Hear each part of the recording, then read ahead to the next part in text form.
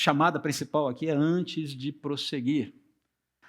Resoluções essenciais para a boa jornada com Jesus. As coisas que a gente precisa dar uma ajeitada, dar uma ajustada na nossa vida, de quando em quando, para poder aprumar, fazer o ajuste na nossa vida para seguir na caminhada com o Senhor Jesus. Ok? Eu vou orar primeiro e depois a gente continua o nosso papo aqui. Senhor, eu quero te agradecer por mais um ano que se inicia e pela possibilidade de continuarmos estudando a Tua Palavra e por nela encontrarmos tudo o que é necessário para vivermos a vida e a piedade. Como ela nos instrui de forma tão preciosa, tão precisa. Peço ao Senhor que nosso coração seja aberto para as verdades da Tua Palavra, para os ensinamentos que o Senhor deseja promover nas nossas vidas. Em nome de Jesus. Amém. A gente está falando de Ano Novo. E uma das coisas que acontecem continuamente ou costumeiramente na passagem de ano, quando você começa um novo ano, é o quê? Além da comilança do Natal, do Ano Novo, de você comer muito peru, muito tender, fios de ovos, rabanada, panetone. Está todo mundo tentando perder o panetone agora, né? Eu sei que é complicado. Mas o que acontece na virada de ano? No início do novo ano, o que normalmente frequenta as nossas mentes, as nossas conversas, as nossas dimensões de vida? Planejamento, planos, o que mais? Metas, resoluções do ano novo. Ok? Me dá um exemplo de resolução de ano novo aqui.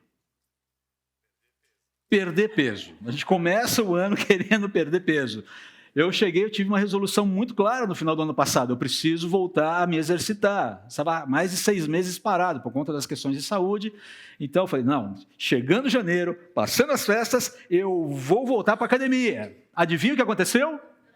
Eu voltei para a academia. 4 vezes essa semana. Estou todo dolorido.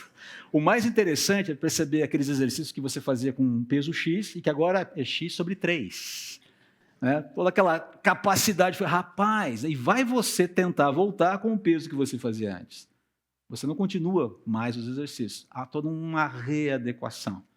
Mas essa é uma resolução que eu segui. Me dá um outro exemplo de resolução de ano novo que você pensou, que normalmente a gente tem.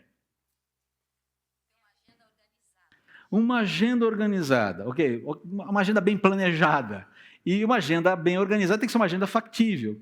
A gente tem aquelas agendas ou aquelas ideias, aquelas resoluções meio mirabolantes, né? Que funcionam muito bem no papel, mas na prática a coisa não acerta. Mas ok, uma agenda bem resolvida. O que mais? Ler a Bíblia inteira. Esse é um clássico. Quem já começou a ler a Bíblia inteira esse ano de novo? Muito bem, eu já comecei, estou mantendo, esse ano eu estou lendo cronologicamente, né? Então eu estou lá, estou firme no meu propósito. Você vê que das duas resoluções que eu tomei, as duas eu estou seguindo. Tem algumas outras que ainda estou tentando colocar em prática. Tá? O que mais? Atividade física regular, seja lá qual for. E atividade física regular, gente, é atividade física regular mesmo. Você está entendendo que você vai se exercitar. Excelente, o que mais? Domínio, estamos entrando nos domínios interessantes aqui, usando, com perdão da redundância. Domínio próprio. Segura um pouquinho aqui. Isso aí tem muito a ver com o que a gente vai falar hoje. E tem muito a ver com o que a gente vai falar nas próximas semanas. A gente poderia ficar falando aqui sobre as resoluções do ano novo, né? Trocar de carro, conseguir um novo trabalho, pedir um aumento para o meu chefe, e ele todo sorridente, não, vou te dar o teu aumento, o aumento que você pediu, mais 20%, ou seja, né, ser literalmente agraciado, né, com um chefe num dia de bom humor, lá, sabe-se lá o que aconteceu com ele, coisas difíceis de acontecer, mas não são impossíveis. Mas, enfim, há muitas resoluções que nós passamos nesse momento do ano, pensando em muitas coisas que queremos fazer, que desejamos fazer, que precisamos fazer. A gente precisa começar por algum lugar. Para que as resoluções funcionem bem, para que a gente consiga calibrar bem quais são essas resoluções que devem seguir em frente, para saber se essa resolução faz sentido ou não, como caminhar com ela, como efetivá-la, nós temos que começar por algum lugar. E eu quero propor para você que a resolução que deve anteceder qualquer outra resolução é o cuidado com o coração.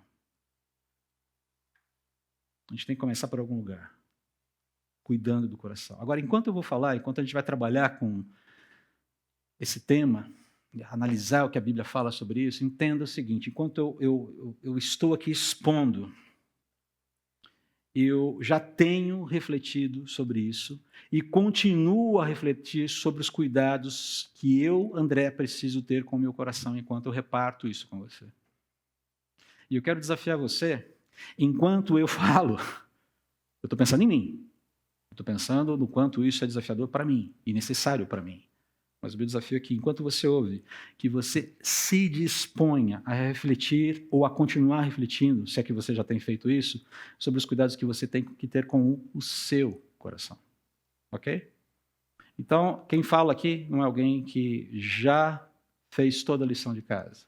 É alguém que está continuamente tendo que fazer essa lição de casa. O cuidado com o coração, ele não acaba até que o Senhor Jesus volte. Até lá, tem tarefa de casa para fazer.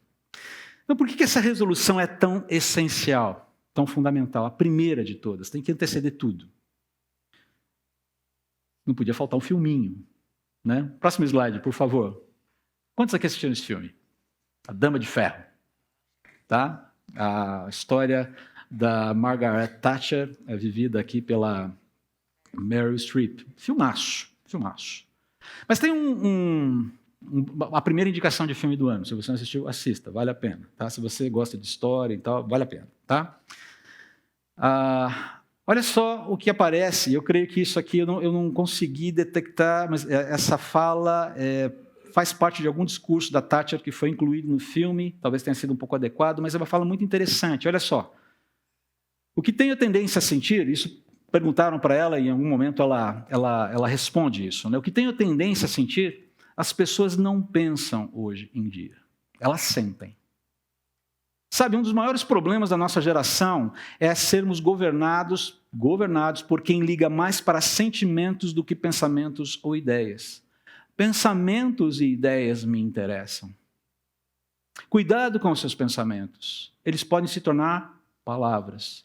Cuidado com suas palavras, elas podem se tornar ações. Cuidado com suas ações, elas podem se tornar hábitos. Cuidado com seus hábitos, eles podem formar seu caráter. Cuidado com o seu caráter, ele pode definir seu destino.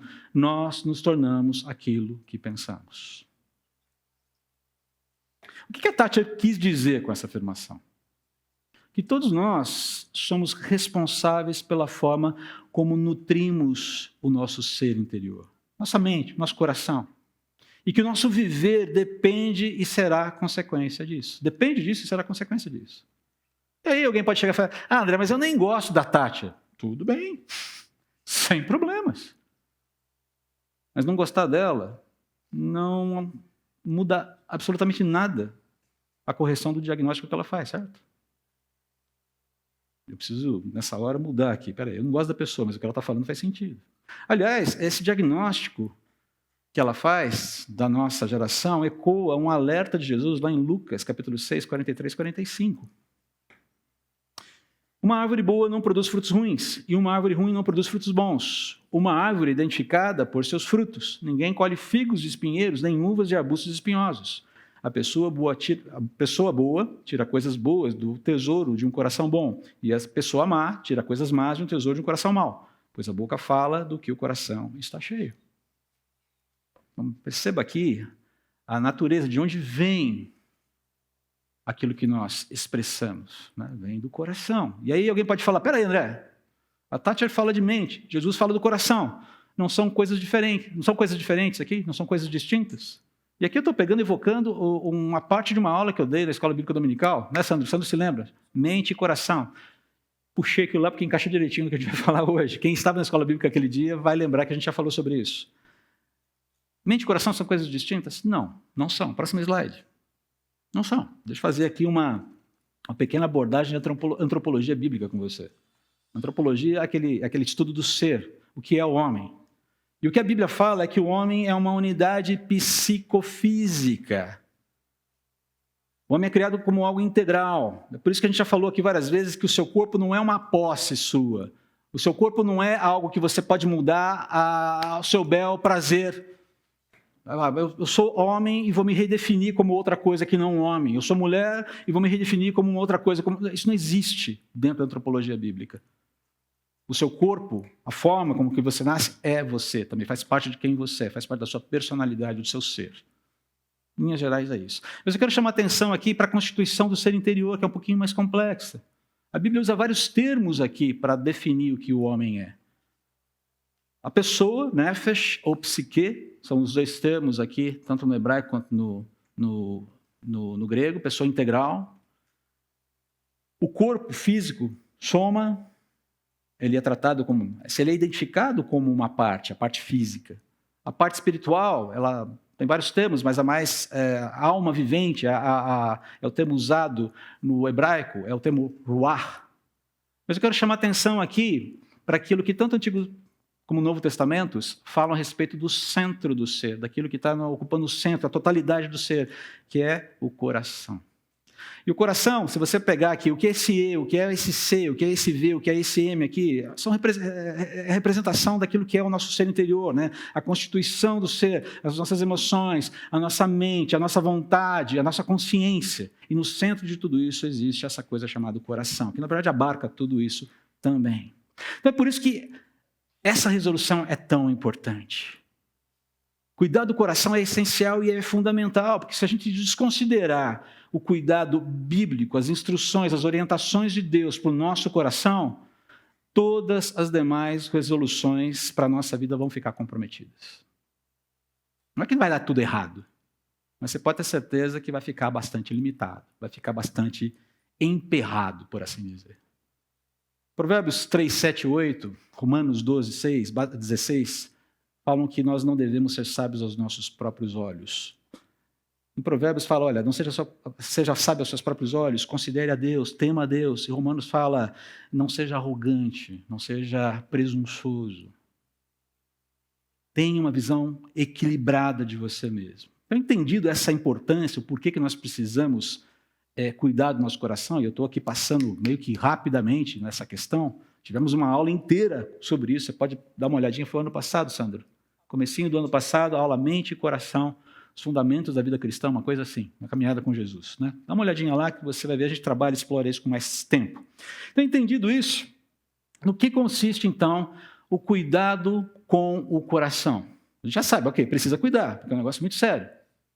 É recomendado por Deus em toda a Bíblia. Como é que a gente começa a cuidar do nosso coração? Em primeiro lugar, não confie nele. Não confie nele. Provérbios 28, 26 vai falar o seguinte, deixa eu abrir aqui para você. Pode passar para o próximo slide, que aí está projetado. Aqui. Provérbios 28, 26 ele fala o seguinte, o que confia no seu próprio coração é insensato. Sabe o que é insensato? O que quer dizer essa palavra insensato aí? Uma palavrinha no hebraico que quer dizer alguém que é estúpido. Estúpido não no sentido de ser grosseiro. Você é um grosso. Né? Não é isso. Estúpido no sentido de ser alguém sem entendimento, sem discernimento, alguém inconsequentemente que não pesa as consequências das suas decisões e ações. Esse é o tolo aqui, esse é o insensato aqui. Não confie no seu próprio coração. Aqui confia no seu próprio coração insensato. Ou seja, alguém que anda segundo os seus instintos, segundo aquilo que tem vontade simplesmente, e não submete as suas vontades, os seus desejos, não submete a sua visão de mundo a uma percepção maior do que a vida de fato é, sobre o que a vida de fato é. Mas olha só, o que anda em sabedoria será salvo. Andar em sabedoria aqui significa estar aberto, preste atenção porque isso é importante, é estar aberto à autoconfrontação. O que é autoconfrontação? É aquela disposição pessoal de confrontar a si mesmo ou de ser confrontado por outro ou pela palavra de Deus. Você confrontar a si mesmo, confrontado por outro ou diretamente pela palavra de Deus, tendo a palavra de Deus como referência para a sua vida. Essa é a pessoa que anda em sabedoria, aquela que se abre, que se deixa confrontar, que se deixa educar, que se deixa corrigir. porque sabe que pode estar errada, porque pelo menos tem dúvidas sobre as suas dúvidas. Ela está aberta a isso. Queridos, ninguém é perfeito. Ninguém é perfeito. Ninguém estará pronto até que o Senhor Jesus Cristo volte. Eu não sou perfeito e você deve já ter percebido isso com muita tranquilidade. Eu brinco, entre aspas, né, que os meus pecados são muito visíveis. Já admiti aqui de púlpito que uma das minhas lutas é contra o orgulho. Já falei isso para vocês, não tenho medo de falar de novo. Luto contra isso. Nossa, mas você é um pastor. Eu sou do mesmo material que você. Eu sou homem como você. E é ao expor as minhas fragilidades para você que eu me sinto liberado pelo Espírito para tratar honestamente das minhas fragilidades. Sabe por que tem tanto pastor se suicidando por aí? Porque se fecha, porque cria um personagem, uma casca em torno de si. Para que as pessoas não vejam sua fragilidade, porque ele não quer ser confrontado, ou porque ele tem medo de ser confrontado, ou porque ele simplesmente não quer, de forma alguma, sofrer com a confrontação. Está cheio de pastor. O ano passado, o ano retrasado, foi um ano terrível. É uma realidade. A pessoa sabe que anda em sabedoria, ela está aberta. Ninguém é perfeito. E perceba aqui que ele falou, o que anda em sabedoria será salvo. Será salvo do quê? Será salvo dos problemas gerados pela insensatez. Vai evitar a insensatez. Vai evitar a inconsequência de um ato impensado. Vai ponderar, vai pensar, peraí, será que é por aqui mesmo? Será que eu ouvi todo mundo que eu precisava ouvir nessa questão? Será que os meus pressupostos estão equilibrados? Essa é a ideia aqui. Então, por que eu não devo confiar no meu próprio coração? Porque é uma insensatez, é uma tolice confiar no coração. Achar que o coração está dando todas as diretrizes corretas para a vida. Ele não dá. O meu não dá. Meu coração é sapequinha. Sapeca. Preciso tomar cuidado com ele. Mas em segundo lugar, porque o coração é enganoso e desesperadamente corrupto. É um texto que a gente conhece já. Está lá em Lamentações, capítulo 17, versículos 9 e 10. O coração humano é mais enganoso que qualquer coisa e é extremamente perverso. Quem sabe de fato o quanto é mal? Eu, o Senhor, examino o coração e provo os pensamentos. A ideia de coração enganoso aqui é um coração tortuoso, um coração que falseia, que trai a si próprio deliberadamente, torcendo os fatos, ideias e declarações. Ele se sabota. É um coração que se sabota. E aí a ideia do extremamente perverso, desesperadamente corrupto aqui, é um coração desastroso, doente, incurável. Ele pode ser curado, mas a ideia de uma disposição teimosa, obstinada, que precisa de muito trabalho para ter as suas disposições revertidas. Perceba, o diagnóstico aqui de Jeremias é o coração do homem. Isso significa que é o meu coração e o seu coração. Ninguém está escapando dessa situação. Esse é o diagnóstico do coração do homem alienado de Deus. É um quadro, eu sei, é um quadro chato. Nossa, é tão ruim assim? É. Mas que bom que o Senhor se apresenta como aquele que examina o coração, prova os pensamentos. E se você segue a leitura do texto, você percebe que existe sim esperança. Mas um coração que não está nesse diálogo com Deus, que não está sendo examinado por Deus, que não se submete ao exame de Deus, não que Deus não vai examinar, mas que não se beneficia desse exame, é um coração que vai padecer com a sua própria tolice, com a sua própria estultice. Confiar no próprio coração, de forma geral, porque a Bíblia nos fala aqui, é seguir de forma acrítica os próprios instintos, as próprias emoções, os próprios pensamentos e vontades, enquanto a gente anda nessa longa estrada da vida. Lembra da música? Nessa longa estrada da vida, vou correndo e não posso parar. Na esperança do quê? De ser campeão, alcançando o primeiro lugar. A pergunta é, se todo mundo quer alcançar o primeiro lugar,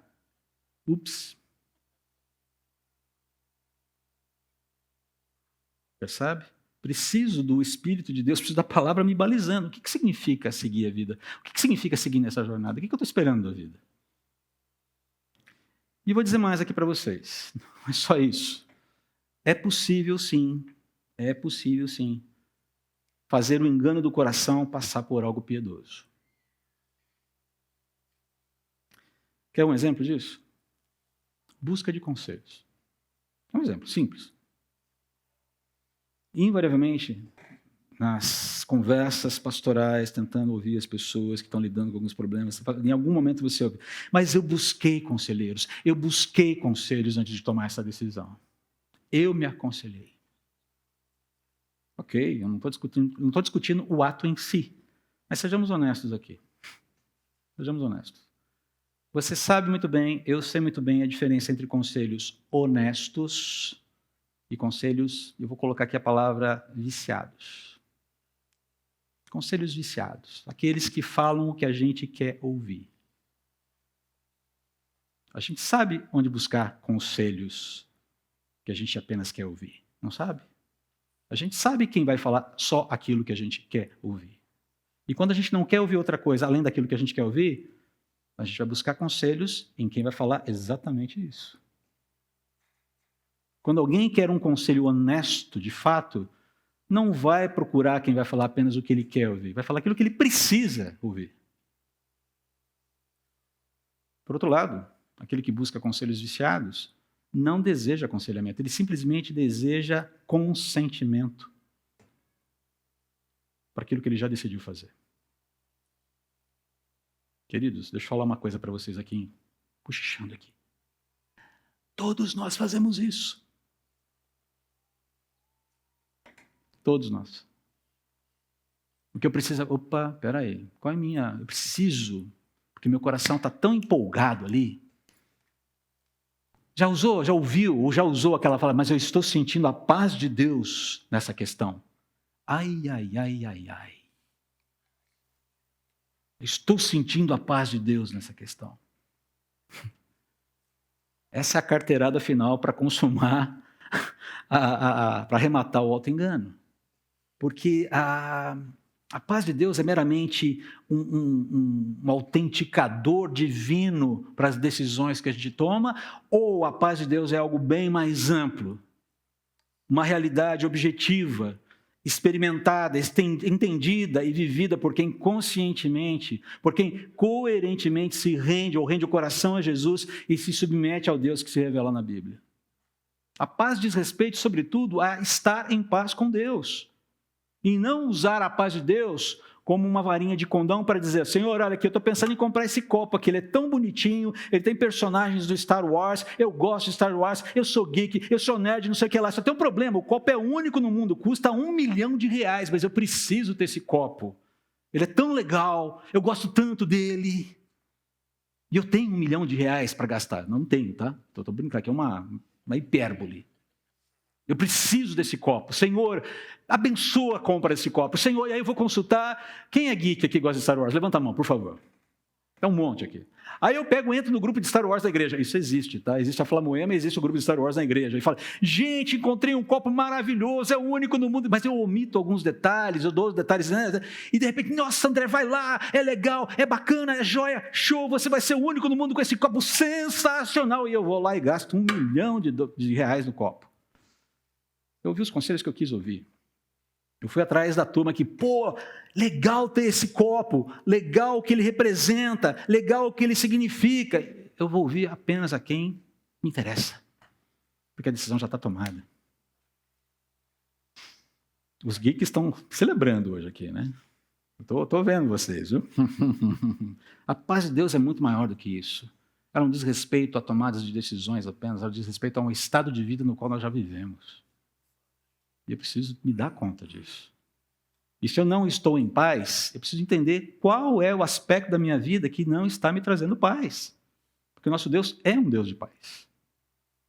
Ele é um Deus de paz. Queridos, o coração do crente em Jesus não é perfeito ou à prova de falhas. Ele é um coração redimido, aguardando a consumação do reino de Deus. A gente precisa entender que o nosso coração é isso aí. Ele é um coração redimido, ele é um coração salvo, mas ele não é um coração perfeito, à prova de falhas. É no coração controlado pelo Espírito, na medida em que a gente se submete a Jesus, que a gente nos tornando ou sendo chamados por Jesus para sermos seus discípulos, andamos com Ele em novidade de vida, buscamos conhecimento na palavra, buscamos a vida devocional, a vida de serviço ao Senhor Jesus, mas o nosso coração continua sendo um coração enganoso até que Jesus volte. Por isso, o primeiro cuidado com Ele, com o seu coração é: não confie nele, porque Ele é, sim, sapeca. Usando uma palavra bonitinha. Que não é minha, é do... Quem usa normalmente esse termo é o professor missionário, pastor Paulo Santana, que é mantido pela essa igreja. Aprendi isso com... Nosso coração é sapequinha, André. É sapeca. Ah, mas é. Até o coração daquela coisa fofa do Matias é um coração sapeca. Não é, papai? Posso dar uma informação aqui? Até o coração dessa belezura que a Dani está gestando, olha aqui, papais novos aqui, ó. Logo, logo vai ter mais gente aparecendo aqui na frente. A Sandra e o Amadeu estão assim no céu, né? Até o coraçãozinho dessa coisa fofa que vai nascer. É um coraçãozinho sapeca. E vai precisar de educação. Nosso coração é um coraçãozinho sapeca. Mas em segundo lugar, vamos em frente aqui. Se em primeiro lugar você não pode confiar no seu coração, eu não posso confiar no meu coração, em segundo lugar nós temos o dever de guardar o nosso coração. Provérbios 4:23 é um texto super conhecido. Ele fala o quê? Sobre tudo, acima de tudo, além de tudo, o que você deve guardar. Mais do que tudo do que você deve guardar. Em primeiro lugar, guarde o seu coração, porque dele procedem as fontes da vida. Ou seja, é ali que tudo começa a acontecer. Por que guardar o coração? Bom, em primeiro lugar, porque é fonte de vida, como nós vimos agora, mas também porque é o centro dos nossos pensamentos. Olha só o que Provérbios 15:28 fala: o coração do justo medita o que há de responder, mas a boca dos perversos transborda a maldade. Ou seja, aquilo que nós falamos já passou por um processo bastante grande de internalização, de compreensão, de discernimento. E quando a gente não pensa, quando a gente não avalia, a nossa boca pode soltar algumas coisas que não precisava. Vou lembrar aqui daquilo que a própria Thatcher fala, não? Uma parte, cuidado com seus pensamentos, eles podem se tornar palavras. Lembra-se disso? Cuidado com suas palavras, elas podem se tornar ações. Então, a ideia de que o nosso coração é o centro dos nossos pensamentos, é ali que tudo acontece, nós precisamos avaliar. Eu estou pensando corretamente? A minha forma de entender esse problema, de entender a realidade, de entender a dinâmica dessa questão da vida, está fazendo sentido?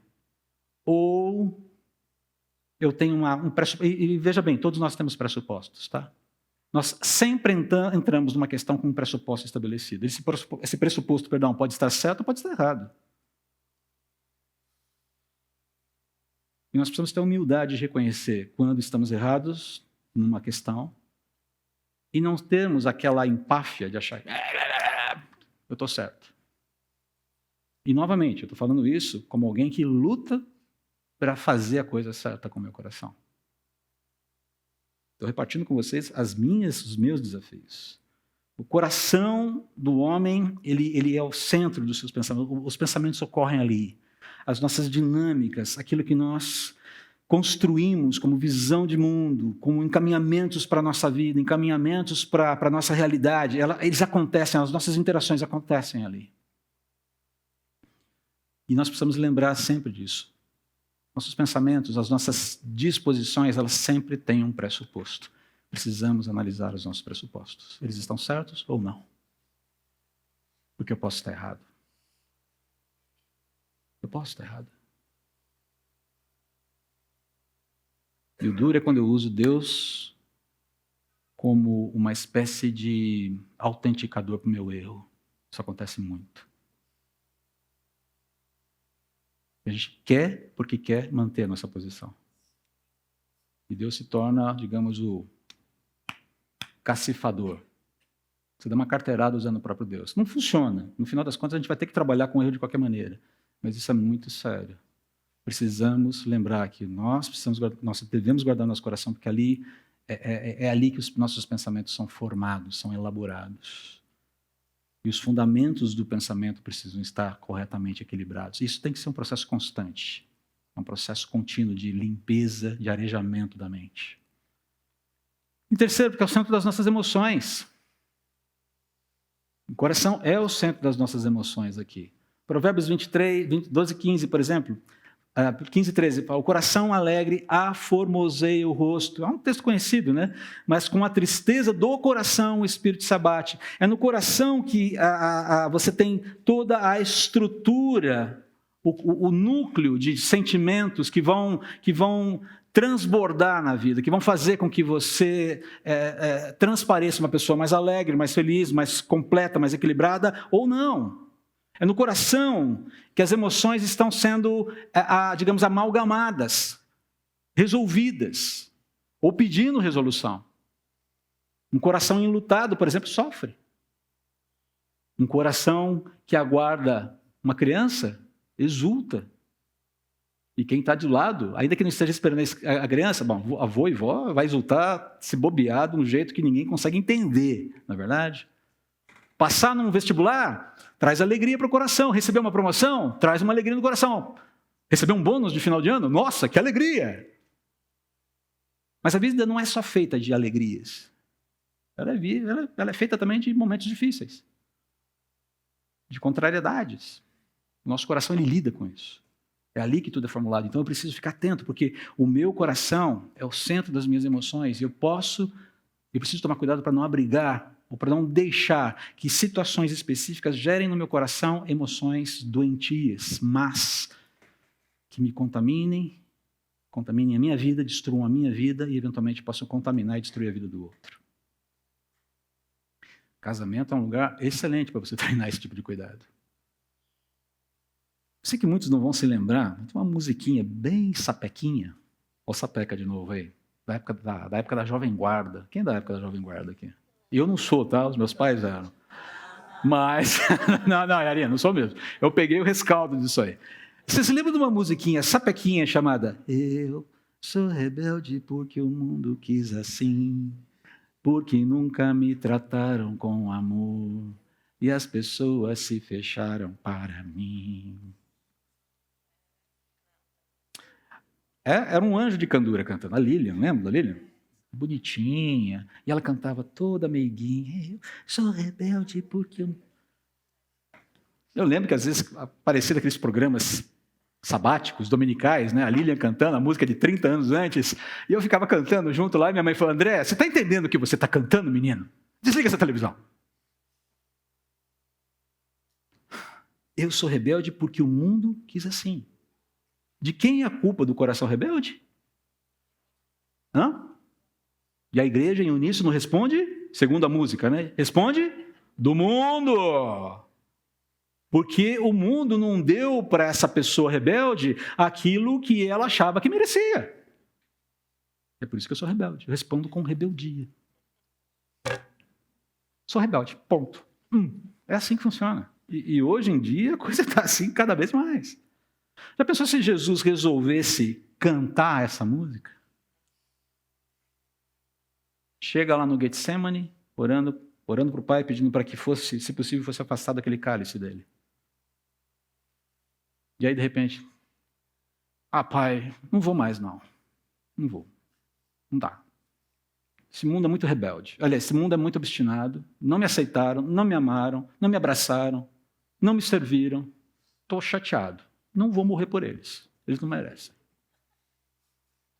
Vou pegar minha trouxa, vou voltar para casa, não quero saber. Deu, cansei. Já pensou se Jesus cantar essa música? E aí ele fala, eu sou rebelde porque o mundo quis assim, viu, Senhor? Viu, Pai? Não é contra você, não, Pai. É o mundo. O mundo... Já pensou? Centro da vontade, desejos e ação. Eu preciso guardar meu coração porque ele é o centro das minhas vontades, dos meus desejos, das minhas ações. Muitos propósitos há no coração do homem, mas o desígnio, os propósitos do Senhor permanecerá. Eu preciso entender que há uma necessidade de santificação das minhas motivações. Todo domingo de manhã, vindo para a igreja, Senhor, santifica as minhas motivações. Me ajuda a entender aqui se eu estou fazendo, se os meus motivos estão corretos. Porque eu posso fazer uma coisa correta com a motivação errada. Mas eu não quero fazer uma coisa correta com a motivação errada. Eu quero fazer a coisa correta com a motivação certa. Porque essa é a forma certa de fazer a coisa certa. Não peça para eu repetir que eu não vou conseguir. Por que desejamos o que desejamos? Por que fazemos o que fazemos? Percebe? Para guardar o coração, nós precisamos dialogar com Deus sobre as nossas vontades, com a Bíblia aberta, sobre os nossos desejos, com a Bíblia aberta, sobre as nossas ações, com a Bíblia aberta, para termos o nosso coração aprumado e curado. Se eu for perguntar para você aqui, quem está precisando de ter coração curado aqui? Eu tenho quase certeza que quase todos vão levantar a mão. Porque todos nós temos o coração ferido de alguma forma ou outra. Precisamos lembrar que há 5 fontes do sofrimento. Eu falei isso aqui, mas falo de novo. Nós mesmos somos agentes do nosso sofrimento. O outro é agente do sofrimento. Circunstâncias agenciam o sofrimento. Satanás é um agente do sofrimento, mas soberanamente Deus usa o sofrimento para formar o caráter de Cristo em nós. Jó é um exemplo disso. É interessante que ao final do livro de Jó você não vê Deus se explicando para você. Sabe por que eu fiz isso?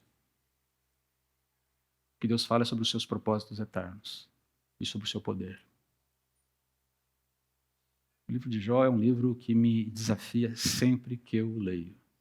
Porque eu me identifico muito com as inquietações de Jó ali. Mas quando eu chego ali nos capítulos 38, 39 e 40, é como se Deus chegasse e falasse assim, está entendendo? Relembrou? Está aprumado? Vamos lá, levanta, sacode a poeira e segue em frente? Estou com você, cara. Eu sei o que eu estou fazendo na sua vida. Siga em frente. Jesus novamente exemplifica isso com a oração do Getsemane. Jesus chega e apresenta uma vontade para o Pai. Me afasta desse cálice. Afasta esse cálice de mim, por favor. Essa é uma vontade legítima de Jesus. Eu não quero ir para a cruz. Mas percebe que essa vontade legítima, muito legítima, ela é submetida e o coração segue obediente a despeito de querer outra coisa. Os nossos desejos, as nossas vontades, Deus nunca vai subverter os nossos desejos, as nossas vontades, simplesmente porque Ele é caprichoso. Mas um coração que dialoga com Deus sobre as suas vontades, os seus desejos, as suas ações, muitas vezes é caminhando na direção contrária aos seus próprios desejos, vontades e ações, porque Deus está dizendo, é assim que tem que ser. E lá na frente, só que a gente vai entender algumas coisas. E definitivamente entenderemos isso lá na eternidade, quando chegarmos. Senhor, você entrou na glória. Alguém já falou para mim assim, sabe qual vai ser a primeira reação que a gente vai ter quando entrarmos na eternidade? Você entrou, colocou o pé na eternidade. Saquei tudo. Ou quase tudo, não sei. Percebe? Por que devemos guardar nosso coração? Porque Deus sonda e conhece o meu coração. E se eu digo que eu temo a Deus, que eu amo, eu preciso estar em sintonia com isso. Eu preciso entender que Ele, além de qualquer outro, tem as chaves do meu coração e sabe o que o meu coração precisa. O termo usado aqui, o texto que eu quero destacar aqui é justamente Provérbios 15:11. O além e o abismo estão descobertos perante o Senhor, quanto mais o coração dos filhos dos homens. A ideia de além aqui, o termo usado é o Sheol, o lugar dos mortos, ou seja, é aquele lugar em que nenhum ser humano vivo deve tentar penetrar, porque é proibido, que é uma prática oculta. Não deve fazer isso. E o abismo aqui está falando, a palavra aqui é Abaddon, é um local de destruição, de juízo. Deus vê claramente o além e o abismo, essas situações da vida além morte, do juízo, inclusive o juízo final, ele olha para toda essa realidade e a contempla com muita tranquilidade, porque é tudo dele. O que dirá do meu coração? Todos os aspectos do meu coração estão absolutamente descortinados para Deus. E Ele conhece o meu coração muito mais do que eu mesmo. É por isso que eu preciso da ajuda, do conselho dele para me discernir. Porque o coração do André é, em grande medida, oculto ao próprio André. Eu preciso de ajuda para poder discernir meu coração e para poder guardá-lo. Deus é soberano sobre o meu coração. O coração do homem traça o seu caminho, mas o Senhor lhe dirige os passos. A ideia de que não há como escapar, e não há por que escapar dos propósitos eternos de Deus. Provérbios 16:1 fala: o coração do homem pode fazer planos, mas a resposta certa dos lábios vem do Senhor. Nós traçamos planos, nós traçamos metas, nós fazemos desenhos esquemáticos, nós usamos as planilhas do Excel, nós fazemos fórmulas, criamos programas de avaliação futura, de tendências, mas no final das contas, é Deus quem dá a resposta. Eu posso me precaver, eu posso me orientar, eu posso fazer projetos, mas eu preciso submeter esses projetos constantemente a Ele. Você quer ver onde isso funciona de uma maneira muito bonita? Educação de filhos. Porque educação de filhos é uma construção que você não vê resultados a curto prazo. Nem a médio prazo, muitas vezes. Provérbios vai falar sobre isso. De como é necessário educar a criança no caminho que vem andar, para que quando for velha, para que quando for adulta, não se desvie dele. Não é uma garantia, ok? Não é uma garantia. Há muitos pais que educam arduamente os seus filhos nos caminhos do Senhor e nem sempre o retorno vem. Não porque os pais não fizeram a sua tarefa, mas porque os filhos resolveram andar de uma maneira diferente. Mas a questão é que se você não fizer isso, aí é que de fato não existe garantia alguma de sucesso ou de retorno. Faço planos. Gostaria muito, oro pelo meu filho, educo o meu filho, espero que ele tenha alguns resultados. Alguns resultados são mais fáceis de você obter. Escola, caminhamento acadêmico. Mas caráter é algo que precisa de uma ação sobrenatural de Deus. Que o coração é sapequinha. Dito isso, vamos ao último ponto. Alimente sabiamente o seu coração. Provérbios 23:19 fala o seguinte, deixa eu abrir aqui para você, porque esse texto eu não coloquei aqui na sua projeção, eu acho. Provérbios 23:19. Ouve, filho meu, e torna-te sábio, e dirige teu coração pelo caminho de Deus. Alimentar o coração sabiamente diz respeito a buscarmos a Deus, conhecermos a palavra revelada de Deus e nos encaminharmos, nos submetermos àquilo que Ele diz que é correto, puro, reto e bom. E no momento em que eu faço isso, eu já vou ver uma listinha de coisas. Mentalmente eu já tenho uma listinha de coisas. Isso aqui não encaixa, isso aqui não encaixa, isso aqui não encaixa, isso aqui não encaixa, isso aqui não encaixa. Vou ter que dialogar com Deus sobre esses não encaixes do meu coração. Aquilo que Ele disse que eu preciso fazer. A fome do coração que pertence a Cristo, ele busca o conhecimento. Provérbios 15:14, o coração sábio procura o conhecimento, mas a boca dos insensatos se apacenta de estultícia. Aqui a ideia do coração sábio é aquele que procura entender, como a gente falou agora, o significado objetivo das coisas, tal como elas são reveladas por Deus. O que as coisas são, de fato, e não o que ele sente ou acha que elas são. E ele procura o conhecimento, e o conhecimento é esse resultado psicológico da percepção, da aprendizagem, do raciocínio a partir da revelação de Deus. Seja ela natural, seja ela específica. A revelação natural, a realidade que Deus criou, revela muito sobre ele. E a palavra de Deus é a sua revelação específica, culminada em Cristo. Hebreus capítulo 1, versículos 1-3, fala sobre isso. Em segundo lugar, a fome do coração que pertence a Cristo guarda a palavra de Deus, os mandamentos e os conselhos de sabedoria. Provérbios 14:33 fala sobre isso. A sabedoria é preservada no coração sensato. O coração insensato, ele não preserva a sabedoria. Ele não só a despreza como matéria de aquisição, como asset, como recurso, como ele, se eventualmente chegar a adquirir, ele descarta porque não interessa. Essa é a ideia aqui. Tá? A ideia de guardar um coração, ou seja, a sabedoria é preservada no coração que é sensato, que é equilibrado, que é coerente, que é consistente no seu entendimento das coisas de Deus, no relacionamento com Deus e com a sua palavra. Essa é a ideia aqui. Provérbios 14, 33 fala isso, e o Salmo 1, ele faz um eco bonito com o Salmo 1. Né? Feliz é aquele que não segue o conselho dos perversos, não se detém no caminho dos pecadores, nem se junta à roda dos zombadores. Pelo contrário, tem prazer na lei do Senhor, e nela medita dia e de noite. Ele tem um contato com aquilo que é revelação objetiva. A palavra de Deus não é o que eu sinto que ela é, a palavra de Deus é aquilo que Deus revela para mim. Os meus sentimentos podem ser moldados a partir da palavra, corrigidos a partir da palavra. Os meus planos podem ser moldados através da palavra, corrigidos através da palavra. As minhas motivações podem ser moldadas pela palavra, corrigidas através da palavra. Mas a palavra de Deus não é o que eu sinto. Ela modula o que eu sinto. Ela influencia o que eu sinto. Ela corrige o que eu sinto. Mas ela não é, e jamais foi, o que eu sinto.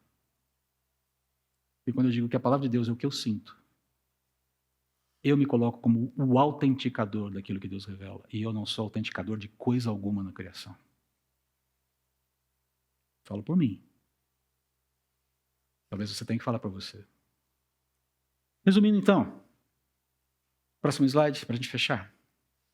Esse é o resumo. Se você esquecer de qualquer outra coisa, guarde esse slide aqui. Coloquei em cores, inclusive, para ficar cores primárias. Inclusive para ficar mais tranquilo. Não confie no teu coração. Primeiro ponto. Esses são os cuidados. A gente está simplificando. Cuidado com o teu coração consiste em não confiar nele, guardá-lo e alimentá-lo sabiamente.